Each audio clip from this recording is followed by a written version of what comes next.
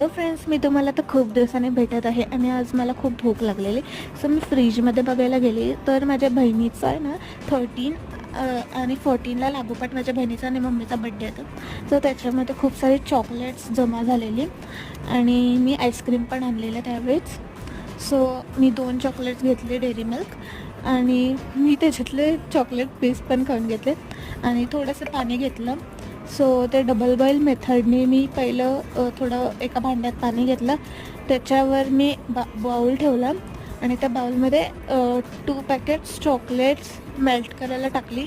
त्याच्यामध्ये बटर टाकलं, म्हणजे ते ना मेल्ट होत नव्हतं, त्यामुळे त्याच्यामध्ये दूध टाकलं आणि ह्याला तुम्ही सिझलिंग ब्राउनी बोलू शकता.